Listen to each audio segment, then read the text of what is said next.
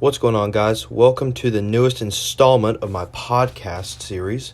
I made a couple of these a couple of years ago. I think it was during the 2017 season. And based off of some recent encouragement, specifically in my chemistry class, I decided to make a new one. As most of y'all know, we've just finished up week 5 in college football. And overall, it wasn't too exciting of a week, but there were some games that went down to the wire that probably shouldn't have gone down to the wire, notably the Clemson game, as Clemson entered that game as a just under a 28-point favorite. I think they were 27.5 around game time. That line may have shifted right before game time, but I'm pretty sure it was 27.5. And obviously that game went down to the wire. And that's college football for you. You never know what you're going to get. You could get a completely different outcome than what you would expect, and any team can be beat on any given day.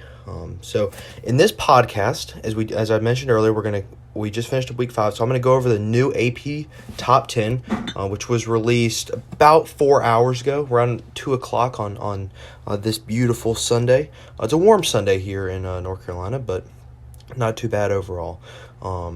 And so as soon as that AP poll came out, I started taking the notes and trying to reconcile why some certain teams move and things of that nature. And maybe we can talk about them here and things, go over why they moved or why they didn't move.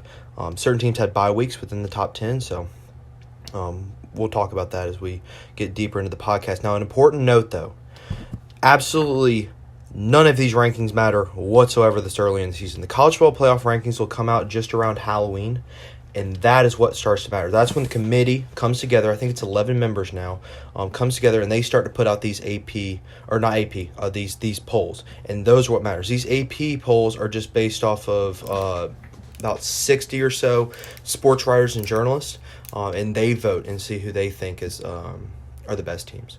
But right now, that's all we have to talk about, and college football is nothing but discussing its subjective viewpoints on things, and so that's what we like to talk about, and so that's because that's what we have, that's what we're going to talk about. So the new AP Top 10, as I mentioned earlier, was released just about 4 hours ago. I'm recording this around 6 o'clock, so it was around 2 o'clock, and the new AP Top 10 is this: Alabama, Clemson, Georgia, Ohio State, LSU, Oklahoma, Auburn, Wisconsin, Notre Dame, and Florida. Now, for the purposes of this podcast, I'm probably going to focus on just around the top 5 or 6, mainly because, just to preface this podcast, I don't think Auburn's that great of a team, and I don't think Florida's that great of a team. Okay? And I'll talk about why as we get later into the podcast and down the stretch here. Wisconsin's a good team, but Notre Dame has a loss, and that loss is going to matter as of right now because we're so early in the season still. Once we get later in the season, that loss for Notre Dame could look better and better and better depending on how Georgia does, which by the looks of their schedule, it looks like they could do very well up until about November. So that loss could keep getting strengthened just based off how Georgia does. But we'll talk about that as we keep moving down the road here on the podcast. So obviously the two most impressive teams so far, and this is undeniable. This is straight up objective, no subjective thinking here. The two most impressive teams by far, in my opinion, are Alabama and Ohio State. Neither one have been tested by their schedule. However, you can't just say, well, they haven't played anyone, so they should look great. That's not true. Ohio State and Alabama have come out and absolutely road-graded teams. The worst Alabama's looked is probably that first half of the Duke game, but that's to be expected. You know, that's your first half of football of the season. They didn't come out sharp, but not a lot of teams do come out that sharp. But overall, Alabama and Ohio State have looked absolutely incredible. Tagovailoa and Justin Fields for Ohio State, just putting up almost video game type numbers. Definitely in the Heisman race. You can make an argument that they're 1 and 2 right now. But however, this is more true for Alabama, but somewhat true for Ohio State. The schedule will get tougher as we go down the stretch of the college football season here. Ohio State's still got to play Michigan State, still got to play Penn State, still got to play Michigan. So they're going to get tested there. Although right now Michigan State doesn't look like that too great of a team, and Michigan looks awful. Penn State looks good, but Penn State is still in kind of a reviewing or a rebuilding year right now.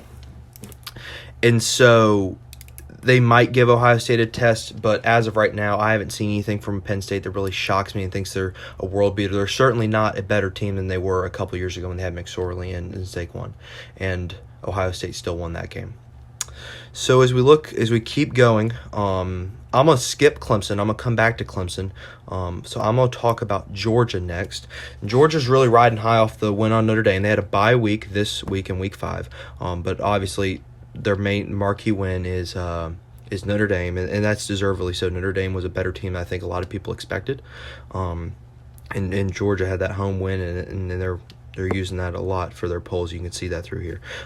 Georgia, as of right now, does not look like they're going to get tested until November. They go through a relatively easy slate of SEC East games, and again, that's including Florida, who, as I said earlier, I did not think that I do not think is that great of a team. And anyone with eyeballs, really. If you watch Florida, watch Florida this year, they could easily have 2 losses. I'm talking Miami in week 0, which they did not play better than Miami, and Kentucky.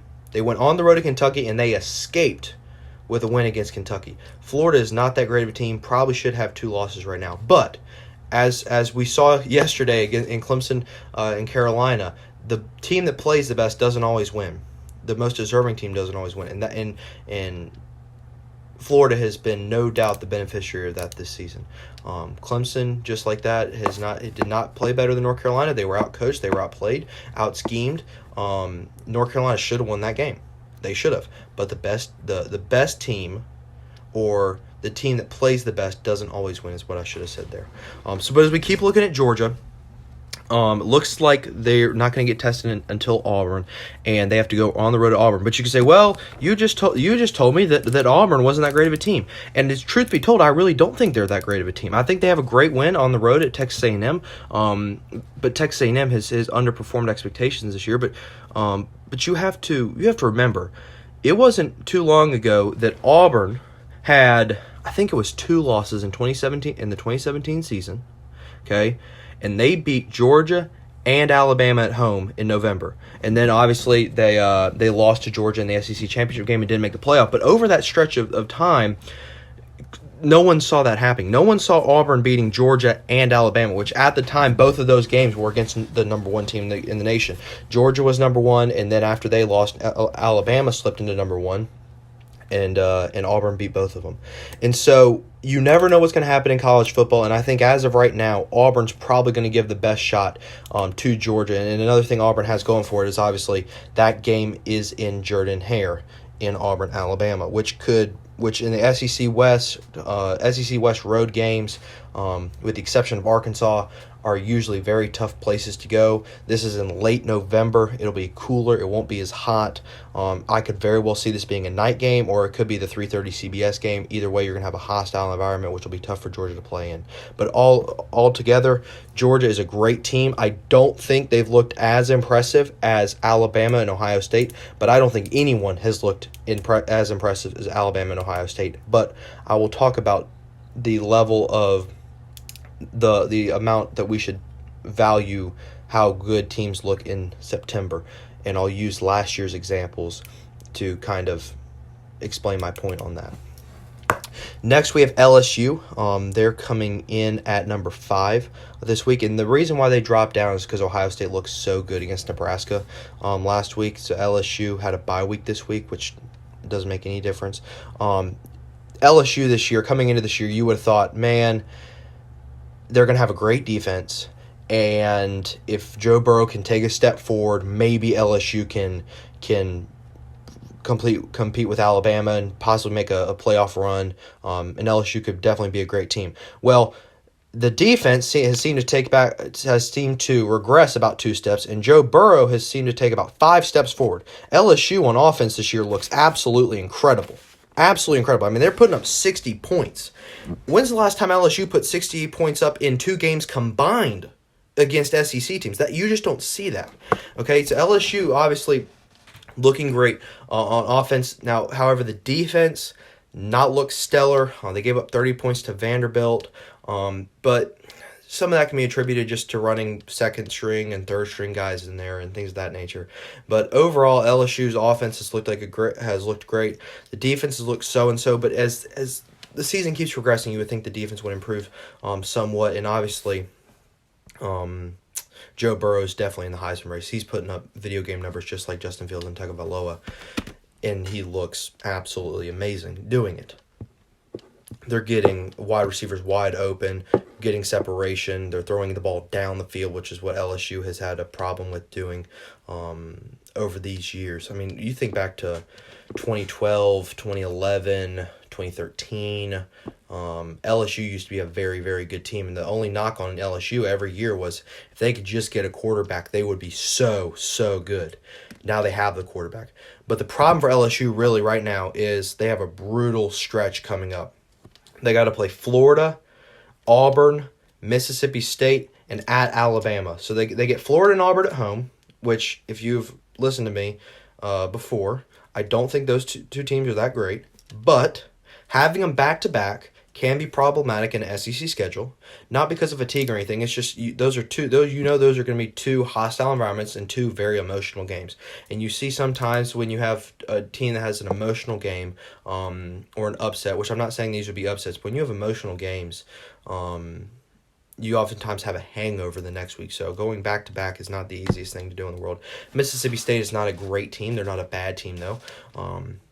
Certainly not like an Arkansas or a Vandy, but Mississippi State's not that great. And then obviously at Alabama, at Alabama, that game, that's gonna be the turning point for LSU. If Alabama loses to LSU there, and this game is in Tuscaloosa, by the way, as I said earlier, it's at Alabama.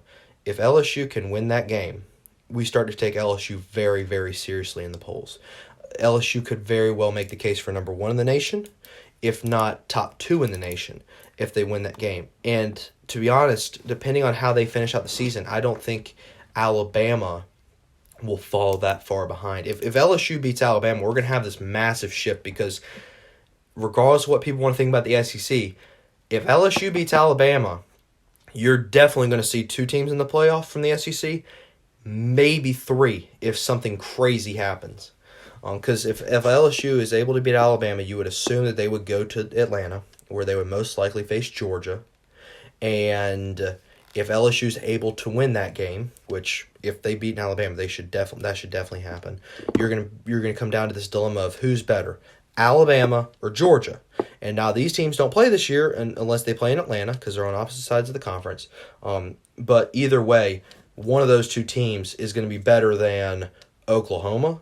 One of those 2 teams is going to be better than whatever the Pac-12 can put out. And one of those teams could be better than either Ohio State or Clemson, depending on how you want to look at it. And I'm in the personal opinion that if Clemson goes undefeated and wins the ACC, they're getting in the playoff regardless of what happens. Nothing changes. But if Clemson suffers a loss, which we've seen by this week could very well happen, then we got a lot of stuff to talk about and a lot of dilemmas. But overall, LSU looked great through almost through the first half of the season now. But as long as that defense gets into shape, then they'll be fine coming up.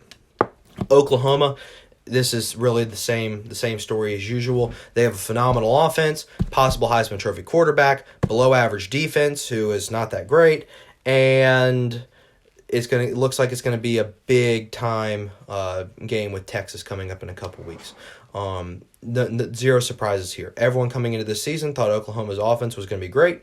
Oklahoma's offense is great. Everyone coming into this season thought Oklahoma's defense was going to be so below average. Oklahoma's defense is below average. It just is what it is. They're not as bad as last year, but Oklahoma's defense last year was like awful. It was historically bad, like 115th bad in the nation. They're now about 50 or so, but that's still not enough to win you a championship. I think the lowest total defense a national champion has had in like the last 5 years has been somewhere in the teens.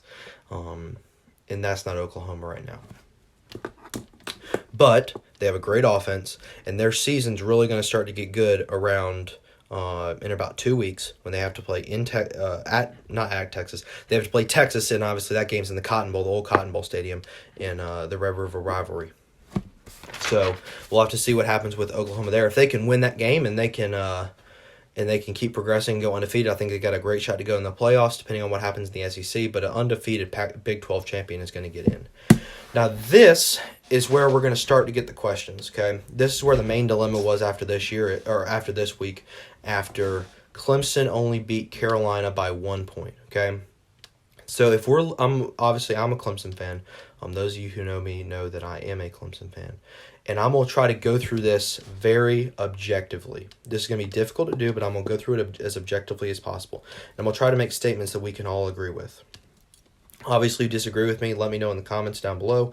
And maybe I can take some of the counter arguments and use those or speak about them in the next podcast, shall I choose to make another one.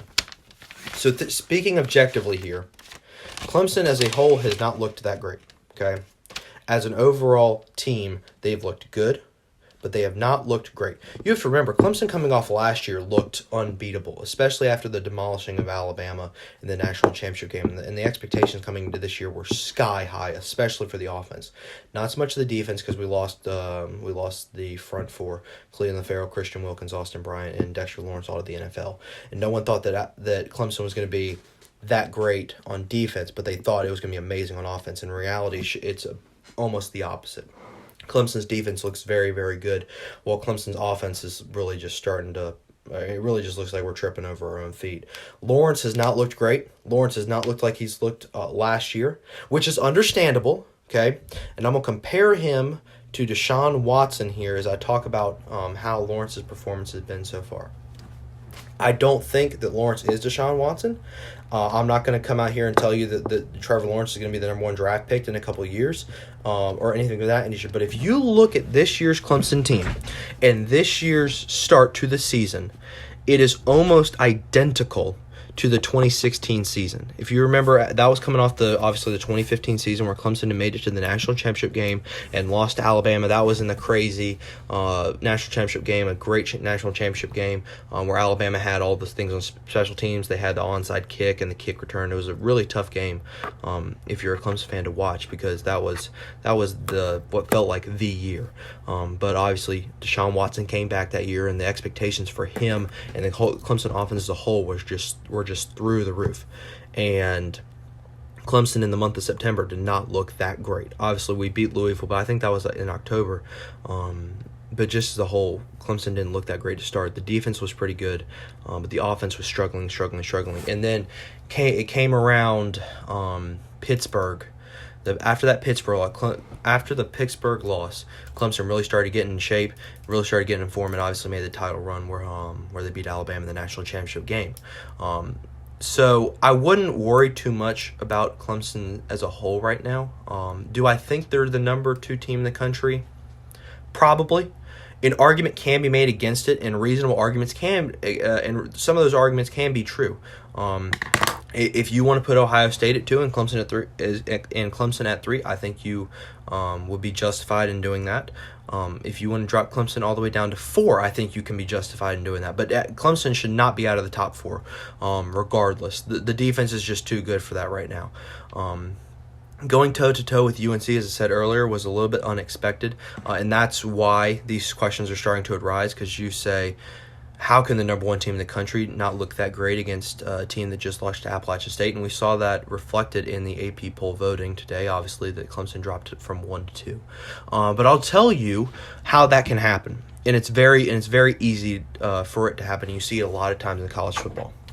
You got a team that's number 1 in the nation, okay, that's going on the road to an unranked team who just lost to Appalachian State, okay, that has absolutely 0 to lose. For Carolina, this was Carolina's Super Bowl. If Carolina was somehow able to win this game, they could lose the rest of the games that season, and it wouldn't matter. Carolina would have a great season if they had beaten Clemson.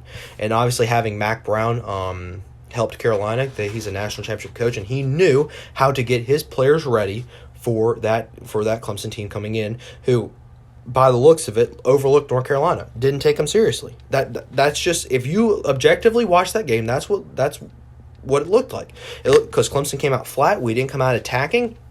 The offense was just in shambles. Couldn't get out of our own way. How many false starts were there? I was at the game, and I think it was 4, maybe 5 false starts, and the stadium wasn't even that loud. It was loud, but it wasn't that loud. It was certainly nothing more than Death Valley. And just pre-snap penalties and snap infractions and can't get the play in. And then we don't get guys lined up on defense correctly towards the end of the game. And that stuff just should not happen with the number 1 team. That shouldn't happen. Should not happen whatsoever. If you're the number 1 team in the nation, you got to get your calls in crisply. It's a weird word. You gotta somehow run an offense that works for all your players. You can't get in your own way. Can't trip over your own feet. You gotta make tackles. You gotta stop the run, and we just didn't do that. And Carolina looked great. Carolina played their best game all year by far, and Clemson was very lucky to escape with a win there. But at the end of the day, a win is a win. Clemson won that game. And there are 128 teams in college football, and half of them would willingly trade places with Clemson right now because half of them had to lose, and a win is a win, and anyone would want to trade a loss for a win. Anyone would do that. But overall, the defense is very, very good. The offense isn't bad. Hasn't performed to expectations, but if you thought the Clemson's offense was going to perform to expectations with the incredibly high expectations they had coming into this year, you were just flat out wrong. As we look into the future for Clemson, obviously Clemson has a bye week, and then has a couple tougher games coming up. We get Florida State at home, Louisville on the road. I think it's Boston College at home next. And then we play Wofford and then NC State. And that NC State game may be the next biggest challenge because the teams up here in the Triangle always seem to give us some sort of run for our money. And NC State is not that great of a team, but they're not that bad of a team. And neither was North Carolina. North Carolina is not that great of a team. They're not that bad of a team. And they still gave Clemson a run for their money. So we'll see what happens there.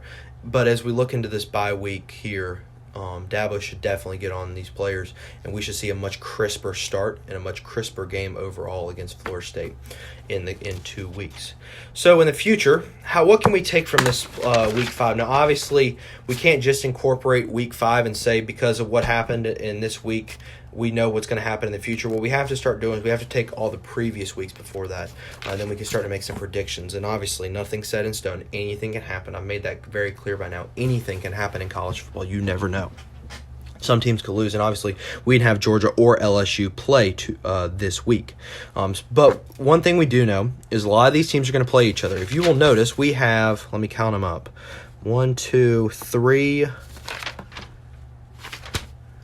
1, 2, 3, 4, 5. We got 5 SEC teams in the AP top 10, okay? And all 5 of these teams will play at least one of each other. Alabama's going to play LSU. LSU's going to play Auburn. LSU's going to play Florida. Florida's going to play Georgia. And Georgia's going to play Auburn. Somewhere in this, these teams are going to start knocking each other out. It's just going to happen, okay? Now, depending on how these games go, that's when you start to get the implications of who can make the playoff, who can't make the playoff anymore, and things of that nature. And obviously, we talk so much about the playoff, and that's not to devalue any of the other bowl games. But the playoff right now is the goal of these teams. If you're in the AP top 10, you want to make the playoff. You have a reasonable aspiration to get to the playoff. That's what they want. So that's why we're talking about it. That's why we mention it so much. Right now, obviously, we're not even halfway through the season, with Week 6 coming up next week. But when we look at that, a lot of teams are gonna start beating each other up, and that's specifically in the SEC. I think Auburn and Florida will drop. I think Georgia is better than Auburn and Florida. I think LSU is better than Auburn and Florida, and I think both Georgia and LSU will beat Auburn and Florida.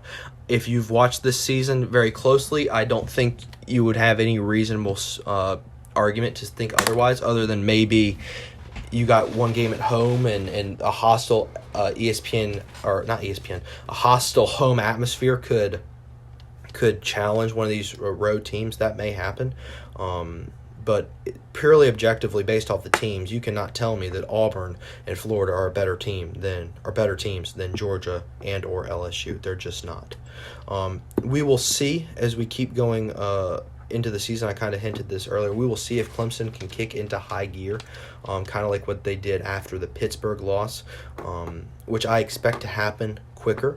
I think after dropping in the polls, I think Clemson will come out a more hungry team, or a hungrier team.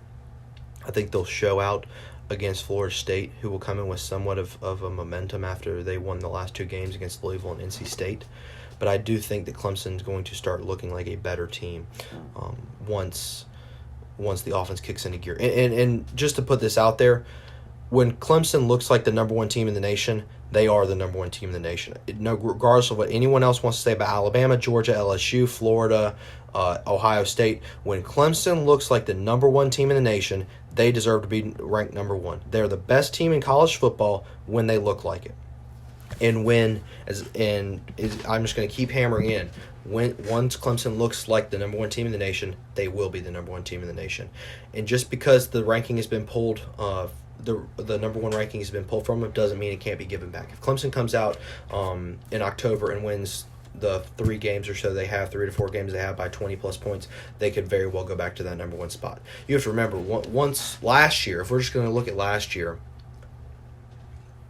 once Kelly Bryant left and September left us, Trevor Lawrence came in. Clemson won the next 4 games by 20. I think it may have been 28 points or more. It was blowout city in Clemson, South Carolina, and on the road, as I should say too. So we'll see how Clemson looks in the upcoming games. See if Trevor Lawrence can get it together. And obviously there's so much stuff to happen. And this is why we love college football, because you never know what's going to happen and anything can change. I think overall Big Ten has a shot to get 2 teams in if some sort of catastrophe happens. And those 2 teams would be Ohio State and Wisconsin. If both of those teams run the table and meet in the Big Ten championship game, I think Ohio State may play Wisconsin earlier in the regular season. I don't think so, but if they do, then that could essentially be the Big Ten championship game, and you may get a rematch. Obviously, with Ohio State being in the Big Ten East and Wisconsin being in the Big Ten West, even if Wisconsin or Ohio State were to lose that game, if both of those teams run the table in their respective divisions, they will meet again in Indianapolis. And so if they are both undefeated, I think they have a chance to get in. If one team has a 1 loss, I think it may be a little bit tougher. Which if they play each other, that will definitely happen. The SEC could very well get 2 teams in the playoff this year. Those 2 teams would come from a pool of either Alabama, LSU, or Georgia, if you're looking objectively right now, because Florida and Auburn are going to drop. It's going to happen eventually. Just thinking objectively now, nothing's set in stone, as I said multiple times by now. But if you're really to analyze and have to make a strong prediction on this, if you don't think that Florida and Auburn are going to drop, you're just not thinking that well. Florida definitely more so than Auburn, but Auburn's just got such a tough schedule coming up. It's going to be tough to win all their games and try to get to the last game of the year against Alabama and play a competitive game against Alabama, which is what they would need to do to have somewhat of a playoff resume that maybe they could get into the playoff. Alrighty, and then the last point here that I have written down, Oklahoma needs to win out if Bama finishes with 1 loss. And I came to this conclusion by thinking of this. If Oklahoma loses to Texas, okay, in either the Big 12 championship game or in the Red River rivalry, which we have coming up in a couple weeks, Texas has already lost to LSU. You have to remember that, okay? So if Alabama loses, you could have a very similar situation to what we had a couple years ago with Ohio State having the 1 loss, and you just have to go purely off of eye test, which I'm implying here, if Bama finishes with 1 loss, they do not make it to the SEC championship game. I think that if they do make it to the SEC championship game and they lose to Georgia, I think Alabama's getting in regardless. They're taking some 1 spot no matter what happens, if Alabama goes undefeated and loses to Georgia in the SEC championship game. That's going to happen. But if if that doesn't happen, And let's say Alabama loses to LSU at home in Tuscaloosa, which could happen this year, could very well happen this year, and LSU probably has the best shot they've had to beat Alabama in a long time, strictly off the quarterback play of Joe Burrow. If Alabama does not go to the SEC championship game, and Oklahoma has one loss, and you're looking at 2 one-loss teams, even if Oklahoma has the conference championship, if you go purely off of eye test, I don't see how you can keep Bama out. I just don't. I know that's unfair. I know people are going to claim that's SEC bias. I know people think there's some conspiracy theory with the SEC and ESPN having some partnership that rigs the games, which is just baloney. It doesn't make any sense, but there's crazy people everywhere. People think that.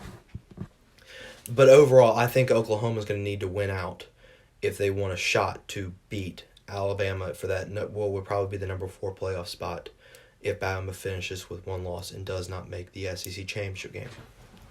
Alrighty, so those are my points. I just went through the top 5 to 6 teams, talked about future projections of what we could see in the upcoming season. Or the upcoming part of the season, I should say, the second half of the season. If y'all don't agree with anything I said or want to comment on anything I said or want to ask me more questions about what I think could happen in the upcoming part of the season, just drop those questions or concerns in the comments below. And obviously let me know if y'all want to hear some more of these podcasts. I'm glad if y'all were tuning in, either watching the video or maybe listening to it in the car like a radio show. That would be great. Either way, thank you for watching. Again, let me know if y'all want to see some more of these in the future. Drop any questions, comments, or concerns in the comment section below. And have a good morning.